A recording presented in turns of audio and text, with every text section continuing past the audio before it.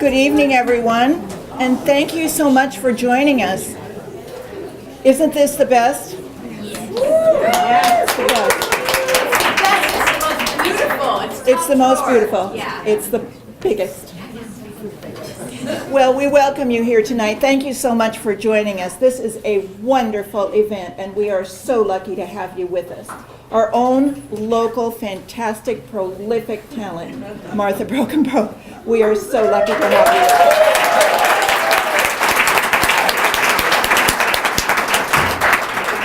I'm Nancy Nordquist, and I work with the events staff here at University Bookstore, your 118-year-old independent bookstore. Yes, we are lucky. And we bring you over 400 events every year, so we look forward to seeing you again soon. The store actually is now closed, which is why we're here together having White Russians. Made that happen. And so the parking lot is closed. Of course, anytime you come for an event with an author, you don't pay parking, so you're just welcome to just drive out of the lot when you leave. This is an hour event, but there will be signing afterward. Thanks to Martha for doing this. So because of the size of our group tonight, we will do that by rows. So after Martha wraps up her talk, then I will come back up, and if you could please wait, and we'll excuse by rows. We did leave a register open downstairs if you choose to go down and buy a book at some point. That's one thing we do ask. Please purchase it before she signs it, for obvious reasons. Okay, and so now, about Martha. She is our very prolific and talented local author. 10 books Martha has written. Do you want me to move up? Well, I don't think either one of these. I don't think either one. Oh, it's not even on. I can go over to this.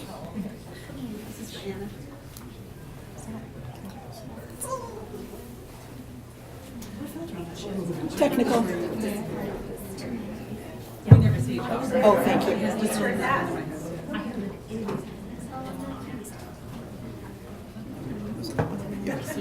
How's that? Great. Martha has written 10 books. We are so fortunate, 2 for adults, including, and 8 for children.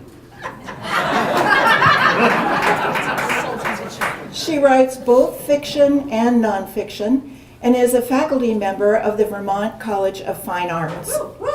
Yeah. Okay. She drew on her experience in journalism and her meticulous research for this book, Unprecedented, a biography of Donald Trump. Martha is a powerful storyteller, and this is definitely a story about power. I'm so anxious to hear more. There are many questions I have. And this is a gripping page turner, so be sure to buy this tonight. Let's all welcome Martha Brockenbrough.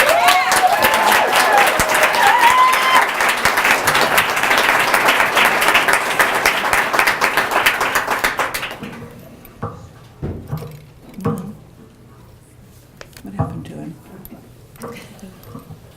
Is that the one? It's a tight squeeze. It's like I'll just hold it. It's we go. probably the like. Can you get it, Kevin? Can you get it? Press it in there. I gotta press it. Okay. All right. Thank you, Nancy, and thanks everyone for being here. It's a big ask to get people out on a Friday night in December, especially when there's a new Jenny Han movie premiering on Netflix. I'm aware of what you're missing. And it's especially hard to get people out to talk about this guy, Donald Trump, who seems like he already gets enough of our attention. I'm really glad you're here, not just because we have the biggest, most beautiful cake in the world and I don't want to have to take any home. I'm glad you're here because I think this book is an important one, not because I wrote it, not because it's about Trump, but it's because the way I talk to kids about the President of the United States. This book does something that's never been done for young readers before: present a sitting president in a critical light. And I actually did fact check that with Anita Silvey, who is an expert in children's literature. I believe in telling the truth. At any rate, most books for young readers, most books about presidents, focus on the positive. Trump isn't most presidents. And when I woke up the morning after Election Day 2016, I was sickened by the thought of what sort of book would be written about President Trump. This has nothing to do with his political party. Had Ted Cruz won the nomination and been elected, I don't think I would have felt an urgent need to tell his story, even though immediately after he returned from his honeymoon, he went out and bought 100 cans of soup.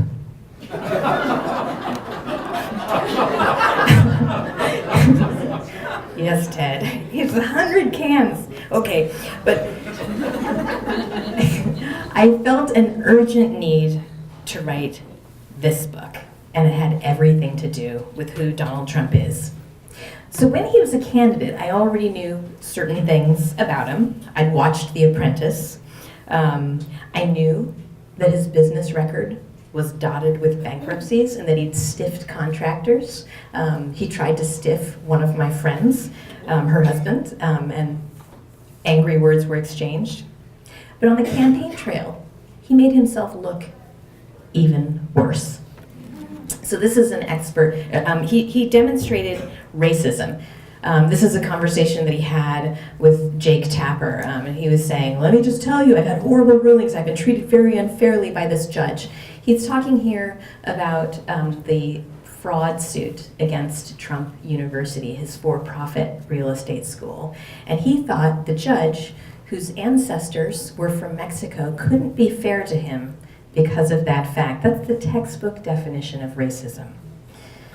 Trump also demonstrated religious bigotry. He criticized a Muslim family of a soldier who died and suggested that the soldier's mother wasn't speaking because her religion didn't allow her to. He also demonstrated misogyny in a number of ways. One of the most vivid was when he said that Fox's Megyn Kelly had blood coming out of her wherever. Another disturbing thing, most things he said on the campaign trail were false. Not many things, most things. 71% of what he said, and this is according to PolitiFact, a Pulitzer Prize-winning fact-checking organization, 71% of things that he said were false or mostly false. Only 16% were true or mostly true. So around this time, I was just wrapping up a biography of Alexander Hamilton. It came out last year, and I had the nation's founders very much in mind. I was thinking a lot about what they said about the Constitution, what they endured to get this nation started, what they represented, and the principles they believed in. So this is Alexander Hamilton here, deadly handsome man. He talked about the danger of demagogues in 1792. Now, my husband Adam thought that I should give a definition of demagogue. His friend Matt wanted to point out that it's not the same as Demogorgon. Sorry, Stranger Things fans. And yet, demagogues are dangerous. So a demagogue is someone who gains his popularity by exploiting people's prejudice and ignorance. A demagogue whips up the passions of a crowd, shuts down reasoned deliberation. This is what Alexander Hamilton had to say about them. When a man unprincipled in private life, desperate in his fortune, bold in his temper, possessed of considerable talents, having the advantage of military habits, despotic in his ordinary demeanor, known to have scoffed in private at the principles of liberty, when such a man is seen to mount the hobby horse of popularity, to join in the cry of danger to liberty, to take every opportunity of embarrassing the general government and bringing it under suspicion, to flatter and fall in with all the nonsense of the zealots of the day. It may be justly suspected that its object is to throw things into confusion, that he may ride the storm and direct the whirlwind. Donald Trump is the demagogue that Alexander Hamilton feared. So let me talk about fear a minute. One of the things that I've learned in my 48 years is that we all respond differently to fear. Sometimes people freeze up. They tell themselves, maybe it won't be so bad. Let's just wait and see.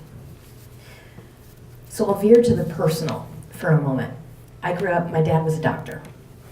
He was a surgeon. So all through my childhood, I heard stories about people going through the worst times of their lives. It was a normal thing for my dad to go into work in the middle of the night, and we heard all the stories of what he'd seen on the operating table. When I was in college, we got word that someone we knew had cancer. So here's what happened. She found a lump in her breast. She told her husband. They got a biopsy of it. Her husband happened to be a pathologist, so he took a look at the slides of her cancer cells. He turned to a colleague and he said, "What do you think this is?" And the colleague said, "That's a very bad breast cancer. Who's the patient?" "My wife," the doctor said. So I thought about this story over the years, and I thought about what it must have felt like to find that lump and to be afraid of what it was, to look at those cells under the microscope, to know exactly what they were, and even so, to still hope that wasn't the case. That was why this pathologist asked his colleague what it was. He wanted it to be anything but cancer. So I'm happy to say this woman is alive today, in part because of my dad, but also because she and her family fought that disease with everything they had. It changed her, but she lived. Trump is cancer. His habits of deception, his racism, his sexism, his religious bigotry, his violation of the norms of civility, his attack on law enforcement agencies that question him, his disregard for science, his attacks on the independent press, all of this threatens the body politic as surely as cancer threatens the human body. And while we might be tempted to wait and see what happens, while we might hope to turn to someone else we trust and ask a question, hoping it's not what we know it is, we can't. We can't do that and hope for our republic to survive. So I set out to write this book.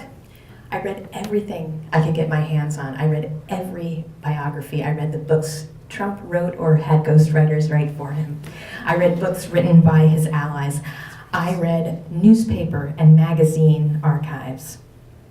I read the Steele dossier, which is a collection of reports assembled by a former British spy. Here's a small world story for you. My first year out of college, I taught journalism and First Amendment classes at Lakeside School in Seattle. One of my students, a guy named Ken Benziger, great student, has turned out to be a fantastic journalist and has written a book called Red Card, which is about corruption in the organization that manages soccer. Vladimir Putin appears in that book. Ken Benziger, my former student, is one of the journalists from BuzzFeed who released the Steele dossier. And I have to say, I got a little tingle when I saw his name there. So he must have had such a good high school journalism teacher. Life-changing. I watched video of Trump. I listened to audio recordings to keep the chronology of everything straight, because this is a massive book. It covers from his grandfather's immigration through the 580th day of his presidency. So to keep it straight, I made a massive spreadsheet and I included a lot of the rapid-fire news developments on it. If I thought this was a necessary book the day after the election, what I learned working on it made it feel impossibly urgent. He's a far worse businessman than most people realize. In fact, he would be richer today if he'd never worked a day in his life. He also routinely broke laws. He stiffed contractors, putting many out of business. His relationship with Russia, which I had shrugged off when it came up during the campaign, is astonishingly worrisome, and it goes back to the mid-1980s. His track record of racism is long and extreme. His continued lies lay the groundwork for authoritarianism. This is the opposite system of government that most of us cherish. So the book covers his family history, the taxpayer-funded origins of the family fortune, his business successes and failures. It covers his campaign and the first 500 some days of his presidency. My mission was to show the key patterns in Trump's life, his behavior, his attitudes, his values. There are more than 1,400 footnotes. The book was vetted by fact checkers and a lawyer, and I feel confident that it's the trustworthy guide that readers deserve and need. And I'm especially pleased to do it for a young audience. 9 million kids will be old enough to vote in the 2020 election, and I want them to make an informed decision. If enough of them do, they will determine who our next president is. Now I'm going to show you a few pictures from Trump's life. This is his grandfather. I think he looks just like Donald Trump Jr. His grandfather immigrated from Kallstadt, Germany. It's known as Pig Stomach Paradise. He came, he was just 16, and in Germany there was a law that once you turned 16 you owed military service, so he came to the United States to dodge the draft. That document right there is his immigration papers, or the sheet that they signed when he came. He was not documented in any other way than that. The blonde woman there, that is his wife. He went back to Germany. She had been a little girl when he left, and she was quite grown up when he returned, and ended up marrying her. They wanted to go back to Germany to live because she was terribly homesick. He was not allowed to stay because he had dodged the draft, and he wrote, it's quoted in the book, but he did write a letter saying how hard it was to be deported. These are Donald Trump's parents. His mother, also an immigrant, unskilled. English was not her first language. She was from Scotland and spoke Gaelic. This is his dad sporting a mustache that no one gets to wear anymore since Adolf Hitler. Trump's father, his own dad died. Trump's father was 12 years old. His dad died of, Friedrich died of influenza during that outbreak in, I think, 1918. His dad was a really ambitious businessman, started building garages when he was just 14 years old, and he started building homes when he was in his early 20s, around the same time that he got arrested at a Ku Klux Klan rally. It's unclear whether he was there as a bystander. The record later is clear that he was racist, biased against black people and Puerto Ricans. These are Donald Trump's siblings. There's Donald, his brother Freddie, named for his father, his sister Elizabeth, his other sister Marianne, who's a judge, and his younger brother Robert. This is the house that they lived in Jamaica Estates. It's designed and built by Fred Trump, big fancy house. Donald Trump was a handful as a child. He eventually was sent to military school, the same one where John Gotti, the mobster, graduated, the Teflon Don, who could not be brought down by law enforcement until a prosecutor named Robert Mueller took the case. This is Trump graduating from Penn. He likes to say, and he has said many times, that he graduated first in his class. He did not. The top students in his class were actually women. I looked at, one of the documents that I looked at was his graduation program. He did not graduate with any sort of honors, but he told the New York Times that he graduated first in his class, and that journalist did not vet that fact. And so it was printed, and a lot of people thought that was true.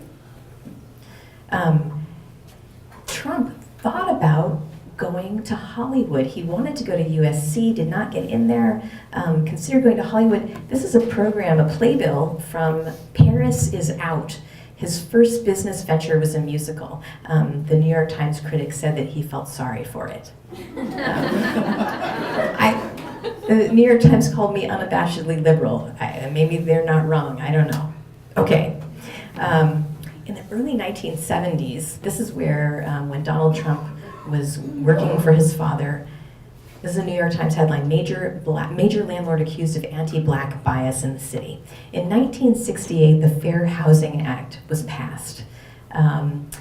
Before the Fair Housing Act, you could discriminate against people. You didn't have to rent to people based on the color of their skin. The Housing Act, after Martin Luther King, it was passed after Martin Luther King Jr. was assassinated, changed all that. And this, the case against the Trumps, which they ended up settling. Donald Trump said the government couldn't prove its case. He settled. There were penalties. The government proved its case. The Trumps didn't follow the terms of the agreement. And Trump never admitted that they had done wrong. I saw the FBI file. That was another one of the things that I looked at. And I have to say that was some of the most depressing research I did, is learning that human beings weren't allowed shelter, which is one of their most fundamental human needs. And I was surprised by how much it struck me emotionally. When the government filed that case, Donald Trump hired this guy. This is Roy Cohn. Roy Cohn was one of the prosecutors of Julius and Ethel Rosenberg.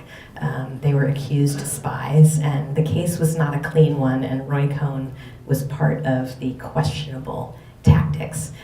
He became famous as McCarthy's right-hand man during the Red Scare.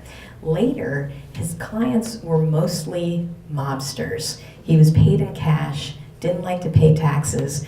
He represented mobsters. Trump hired him on. The Catholic Archdiocese of New York also hired this guy. An interesting fact, isn't it? Anyway, he was known as Trump's attack dog. Before Michael Cohen, the lawyer who is much in the news today, Roy Cohn was the guy, and some of the most entertaining parts of the book are about this guy, who shortly before he died was disbarred. Okay, here's Donald Trump's, one of his biggest business successes. This is the Grand Hyatt Hotel in New York, where I've stayed many times with some of my dearest friends in the world. Donald Trump rebuilt that hotel after it had become a rat-infested mess. He did it when New York was in a bit of decline, and he managed to pull together all of the tax breaks and all the complicated financing that he needed. So these were glory days for Donald Trump. He did not yet have his weird hair. His first wife, Ivana, actually did the interior of the Hyatt. So if you don't like it, you can blame her. These are his 3 children by Ivana. This is Ivanka, Don Jr., and Eric. Aren't they darlings? There we go. I wanted to show this picture because this is from the launch party of The Art of the Deal. And this is apparently how you throw a launch party, with gemstones, with an exercise professional. He likes celebrities, and I guess this was the biggest star he could get. And I was actually promised that people were going to show up dressed like this, and I have to say I'm a little bit disappointed. I'm sad, and no one's in a tux. But anyway, so this was his launch party. At his launch party, that was where he and his mistress, Marla Maples, first made a connection. Okay. Oh, and there she is. There she is, Marla Maples. Very short marriage that produced Tiffany Trump and not much else. When he was married to Marla, this was the era when he went into the casino business. He didn't want to do what his dad did. He wanted to get beyond the outer boroughs. He wanted to take Manhattan, but then he also wanted something that would generate a ton of money. And so casinos if they're run properly, can be very lucrative. They were not for Donald Trump, but he did get many nifty paintings of him done, and that was one. So you know that I mentioned that Trump's mother was Scottish. He really wanted a Trump family coat of arms. So there's a family, the Davis family, right there. This is their coat of arms. It says integritas on the bottom. Does anyone know what that word means? So it's integrity, again. And so Trump actually stole this coat of arms. You can see there's the hand clutching the arrow, there's the pair of lions, there's those chevrons. But he took out integrity and put Trump. This is something, so I write nonfiction and fiction. If I tried to get away with that in fiction, my editor would not let that. It's like, no, that's too on the nose. Nobody would do that. But they would. Okay, I call this picture, This Is What It Sounds Like. Prince fans, this is what it sounds like when doves cry. I don't know why he's holding a dove. That's not been his attitude, not since the Fire and Fury outburst. Oh, look, there he's doing something terrible with no shoes on a swan. I didn't put this little fact in the book because I couldn't quite figure out a way. He has a birthmark on both heels. I looked at his draft card application and he has birthmarks on both heels. I don't know if that was the bone spurs or if it's just like when Achilles, the demigod, was made, his mother dipped him into the river so that he would be immortal and left. That's why Achilles' heel, because she was pinching him by his ankle. And so, anyway, Trump has 2 Achilles heels and tiny, tiny feet. And it is true about his hands. So I was going to pin the hand on the president using his actual handprint, but then I thought that was in questionable taste. Not that that's stopped me or slowed me, but he really does. For a man who's 6'2", according to his draft card, 6'3", according to the White House physician, he has the size of hands of a 5'7" man. So his hands, for his size, are undersized, although they are technically man-sized hands. Okay. So this is Trump the fall.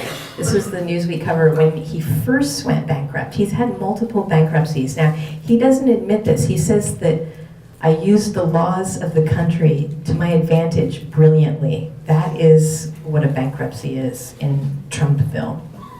But this is, so maybe there's going to be, he talks about all the times he's been on magazine covers. This was one of them.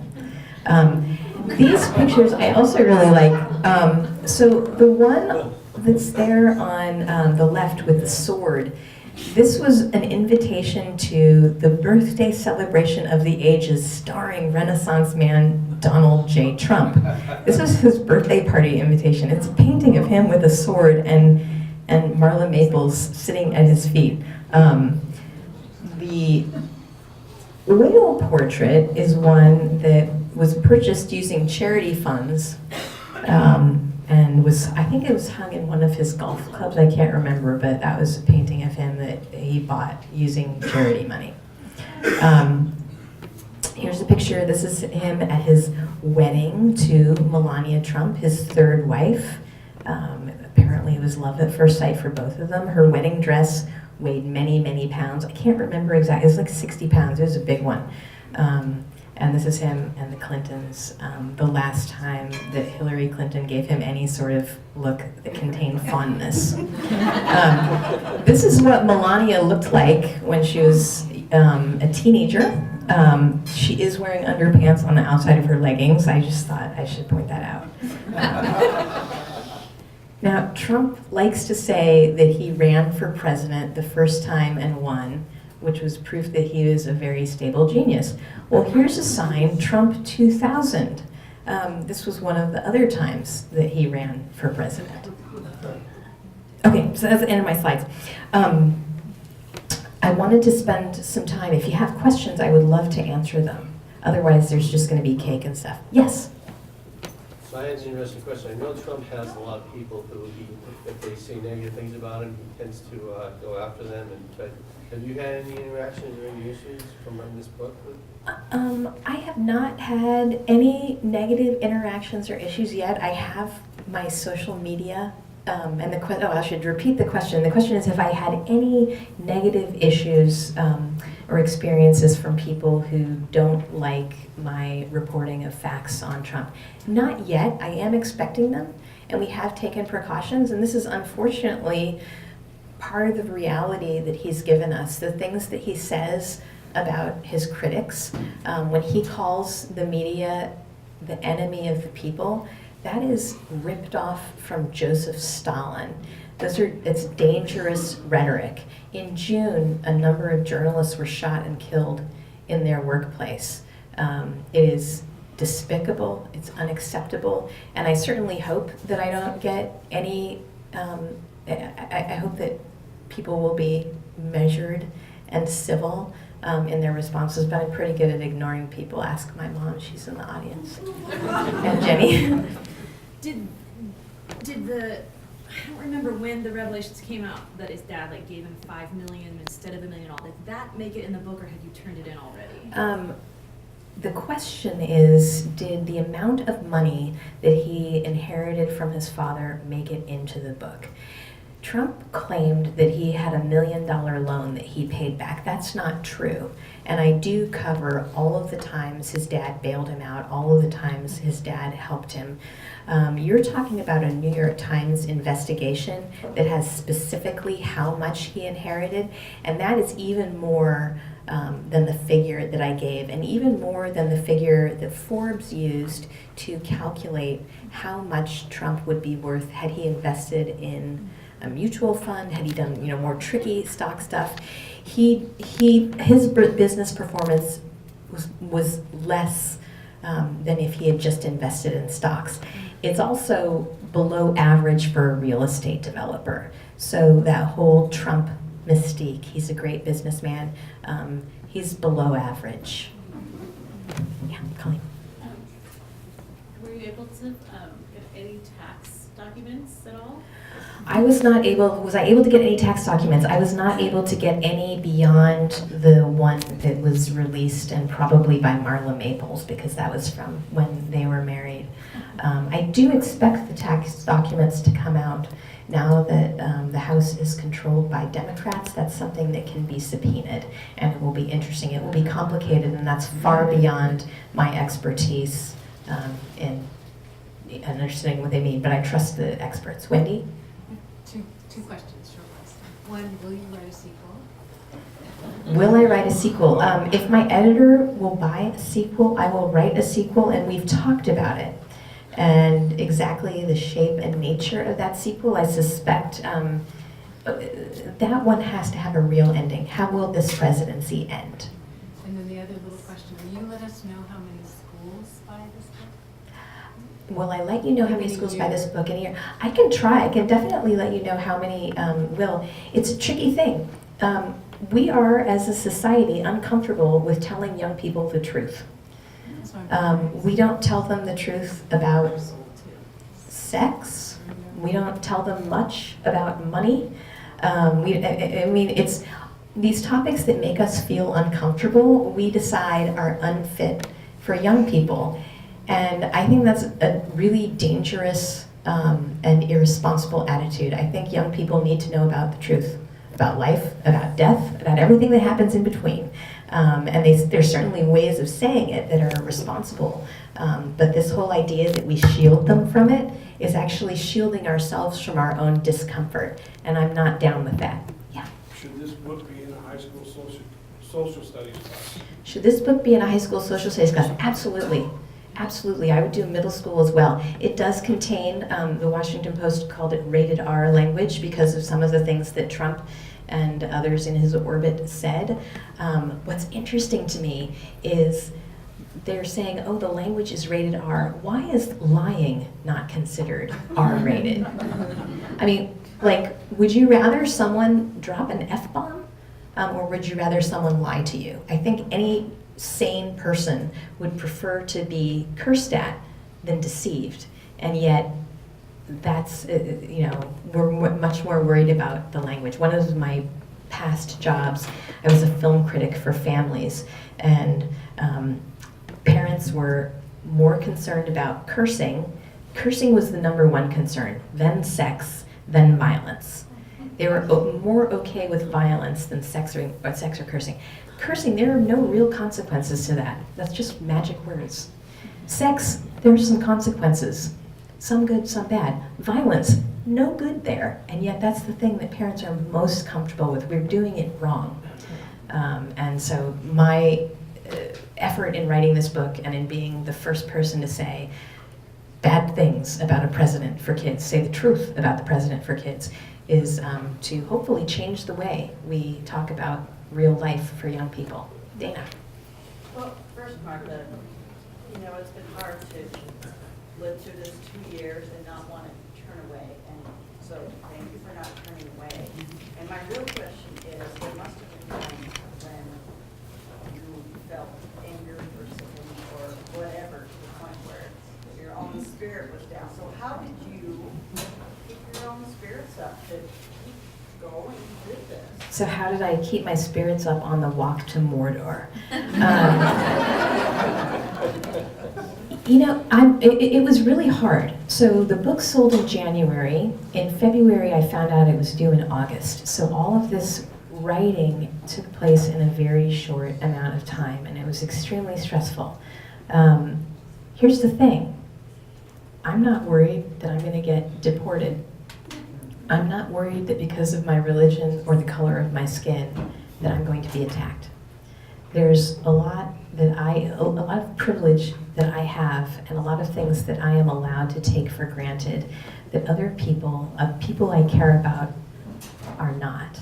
And so I just kept shoving any of those self-pitying feelings aside. I was tired, and I am fortunate to have a group of friends who read my pages, who bought me coffee, who kept me company, who encouraged me. But really, I'm in a very fortunate position to get to be the one to write this story and to tell the truth. And I do it on behalf of those who don't have that privilege. When I was 12 years old, I read The Diary of Anne Frank. And at the end of that book, I asked myself, who would I have been during that conflict? Would I have been a Nazi? And the rest of my life, I've tried to answer that question definitively, hell no. And so this was as close as I could get to saying hell no to despicable acts of history.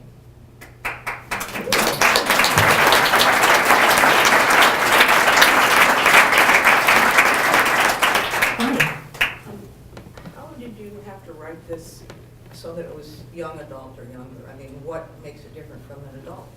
So what makes this book different from an adult book? There are a number of books for adults on Trump. What makes this one different is I provide the context that's necessary for young people to understand why this is significant. I don't think we can take it for granted that kids today know why the Vietnam War was fought. Teenagers today were not even born when 9/11 happened. And so things that we take for granted and know all about as adults, kids don't. And so I tried to provide that context. I also wanted to really clearly establish the patterns of Donald Trump's life and his family history. If I was going to write a book that would feel negative to people, I wanted it to be firmly grounded in patterns so that it didn't seem like I was cherry picking this or that in order to make a case. I'm simply presenting consistent patterns over time to show who the president is. And that's not necessarily something that a Bob Woodward would have to do or would have an interest in doing. Here's the spoiler alert. It's useful for grown-ups too. Not everybody follows politics as closely as Washington insiders do. And so I wanted to write a book that would be compelling and intelligible for anybody who wanted to pick it up, and not just teenagers. I also, it's big and fat and complicated because I don't underestimate the capacity of kids to understand and be interested in complexity and serious material. Yes? Yeah, on the end, yeah. To whom did the Hamilton quote refer? To whom did the Hamilton quote refer? I believe he was talking about Aaron Burr. Aaron Burr was really, in some ways, the Donald Trump of his day. When he ran for president, his finances were in disarray. And Hamilton actually, the thing that led them to their fatal duel, Hamilton wrote letters to friends saying Aaron Burr should not be president. His finances are a mess. The job of the president doesn't pay enough, and it leaves him open to being bribed by foreign officials. And the echoes of today were curiously strong. Also, Aaron Burr had tiny ears and a comb over. Helen, did you have a question? Just based on your research and what you know, do you have any guess of how this presidency will end? Do I have any guess based on my research how this presidency will end? Okay, so a president can be impeached for high crimes and misdemeanors. What are high crimes and misdemeanors? Well, certainly things that Trump has said and done. As recently as this week, he has appeared to have obstructed justice and tried to witness tamper via Twitter. So in normal times, I could see a president being impeached for that. Now, what has to happen in order for a president to be convicted is that 2/3 of the Senate, or I can't remember if it's 2/3 or 60. There has to be a supermajority vote, though, of the Senate. Now, I don't think we've seen any evidence that Republicans who have power today are interested in removing this president from office. So I don't really see a path to impeachment. I do think that we can expect there to be a Mueller report. It's not certain that it will be released publicly, but I hope that it is. And I can imagine that many journalists will request it using Freedom of Information Act. I hope that information and the truth is enough for people. I hope that no one who takes integrity and the law seriously would be comfortable with a criminal in the White House.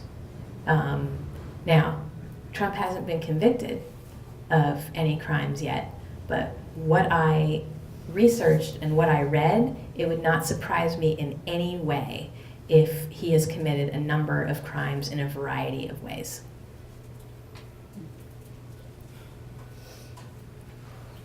Yeah? Do you think they'll go after him after his presidency? Do I think they'll go after him after his presidency? Of course. Which is why he would want to stay in office as long as humanly possible, because there are some questions whether a sitting president can be tried for a crime, and there's it's gonna be interesting, and that's the best I can say. What he's done compared to what Richard Nixon resigned for doing, what Trump has done is far worse, far worse. And I remember growing up, my mom was very interested in Watergate, and in fact, one of the guys who went to jail, his daughter was my babysitter, and I embarrassed her and my mother. I was only 4. Never stopped embarrassing everyone, though. She said that she wanted to raise us in such a way that we would know right from wrong. She did not, the way she saw people, she voted for Nixon. She actually sent Nixon a fan letter. Can I tell you, Mom, as someone who sent Nixon a fan letter, and then her baby brother at the time crumpled it and ruined it. He's a Democrat. But she was so disappointed in what had happened, and she wanted to raise us in such a way that we wouldn't do those things. And I was listening then, and I'm still listening. And that question of what you do when you have power, I think, is a defining question of your character. And what as much power as I have as a writer, I hope that I've done well and made my mother proud. Jenny? How much of, I think, is really important for kids, like if kids are reading it in school and teenagers, for boys particularly, to understand about the sexual assault accusations, about the sexual assault that he bragged about on tape, looking at half-naked girls, how much of that is in the book? So how much about Trump's alleged history of sexual assault is in the book? The incident that gets the most play in the book is what he confessed to doing, to grabbing women by the pussy because he could, because he was a star, and when you're a star you can do it, you can do anything. He's been accused by a number of people. There's even a case where a 13-year-old girl made an accusation.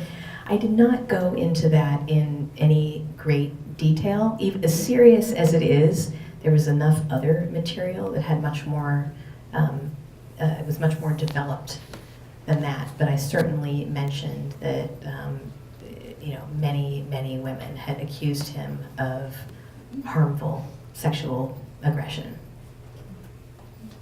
Yes. I've got a 17-year-old son. The 17-year-old son doesn't read a lot, and you're likely to be in competition with somebody like Ben Shapiro to get his attention.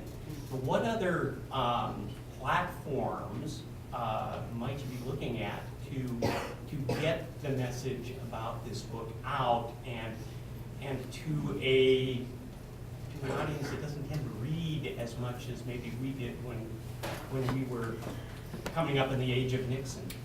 So what am I doing to get the word out about this book? It's true that there's a lot of competition for the time of our young people, and they're busy with schoolwork. I have 2 teenagers myself. The book is recorded in audio, and audio books are a pretty great thing when you are commuting or doing whatever else. But in terms of what am I doing to get the word out, everything I possibly can. I'm depending on the likes of you to do word of mouth and to share the book. A lot of people are not going to want to have it in their school libraries because it's upsetting. And I hope that we can make a good First Amendment case to have it in there. But putting books in the hands of young people, especially ones that they're going to be interested in, it's the best thing that we can do and model good reading for them ourselves. Why do you think the Republicans are turning such a blind eye to everything he's doing? Why do I think the Republicans are turning a blind eye to everything he's doing? Not all the Republicans. There are certainly some who are speaking out. Many are. It's because they had 8 years where a Democrat was in the White House and they want to make the most of their power. It's sad and it's pathetic. And this is where Republicans who are resisting, like Bill Kristol, like Max Boot, they are showing people that this is not a political issue. It's not a left and right issue. What I don't understand is if they got rid of Trump, Pence, they would still be in power. So all those people that said, we don't want Hillary at any cost, she's not going to be president. If Trump was gone, the Republicans would still be in power. So I don't understand that argument. Well, I don't understand it either. It's entirely possible that Mike Pence also will be caught up in the Mueller investigation. He was in charge of the transition team, and what got... But then it goes to the Speaker of the House, who's also a Republican. Not anymore. At this point, they still are, so that's what I'm saying. It's just, I don't understand. Yeah. I guess what I don't understand is everybody that said, I hate Trump before the election, or before he got the nomination, all of a sudden loves him. And that's what I'm trying to get at. I think I can't speak for what other people are thinking and for what's motivating them. I could take guesses. I guess I'd like to say something general. When you have power, if you shuck off all principles and decency in order to maintain the power, you are never a decent and principled person in the first place. And now we know. Now we know who those people are. Yeah? Do you come cover the role of the NRA? Was there enough known about that in the Russia? Do I cover the role of the NRA? I do mention the NRA, and I can't remember. I think Maria Butina figures into the book. There's just been so much information, but I definitely mention the NRA. And you know, there was a brunch that they had where Don Trump Jr. Got himself into a little bit of trouble. And so stay tuned for what happened at the NRA brunch. Just further thinking about the tying in with the young voters coming of age and the Parkland survivors. This book is dedicated to the Parkland generation, as well as my high school journalism teacher, Susan Saunders, who's here tonight, and who's seriously, she's shaking her head like, don't mention it, don't mention it. Yay! Seriously, a life-changing teacher. Yes, Michelle? As you were researching and being very thorough, did anything stun you? So many things stun me. I mean, I mentioned earlier the FBI report. I knew that Trump was not a great guy. I was surprised to find out that he did business with a man who was a mobster who'd stabbed another guy in the face with the broken stem of a margarita glass. This guy eventually ran a stock scam out of a boiler room in a Trump-owned building. This was not criminal on Trump's part, but this guy was a criminal. He turned FBI informant. So he's a face-stabbing FBI informant who went to work for Donald Trump. And I did correct the grammar in his emails in the book because I couldn't resist. Pam, do you have a question? Yeah. Do you see anything good coming out of this presidency? What have we learned? What are we learning? Do I see anything good coming out of this presidency? I mean, I think this is one of those, like, you got to squeeze the lemon a bit. You know, it has left people, it has encouraged engagement. We had some good voter turnout. We should always have such good voter turnout. We should always have such people caring. But no, I don't see a lot of good. I see a lot of destruction of the State Department. I see a lot of things, a lot of damage done. The romaine salad, the romaine lettuce E. coli outbreak, that's dirty water that caused that. Legislation that was, protections that were removed by Donald Trump. People got sick. I mean, it's like, I don't want to get too much into policy, but policy matters. Policy affects our lives. And for someone to stroll in and say, oh, just regulations get in the way, it's a pretty naive view of things. And I hope that we can get some expertise back in government again. Kevin. So have the trolls found you? Have the trolls found me? Not really. I expect they will. I have set up my Twitter account so that unless somebody follows me, I don't see what they say about me. And if I don't see it, it's like when a dog turns around, it didn't happen. So I've protected myself as well as I can. Trolls gonna be trolls, and if any of them decides they want to, bring some facts to the discussion, I will crush them. I will crush them, and they will regret that choice. All right, let's take one more question, Jet. You talked about the book being valuable for adults as well, and as someone who did not grow up here, who was not born here. She's an immigrant. She's the reason this country is going down. Who did not go to school here, who did not study the American classics, I am treasuring what this is going to bring to me in terms of context. Thank you. Well, thank you. I'm glad to corrupt a Canadian. It's life, Michael. All right. Thank you, everyone. I'm super happy that you're here. I'm very, very grateful. Happy to sign books. There's cake. Please eat some cake. Have White Russians, the signature cocktail of the evening. It looks like the Cheetos have been well pawed through. I also have string backpack souvenirs. There's some bookmarks. There's some buttons. Please, everyone, have fun. And thank you again.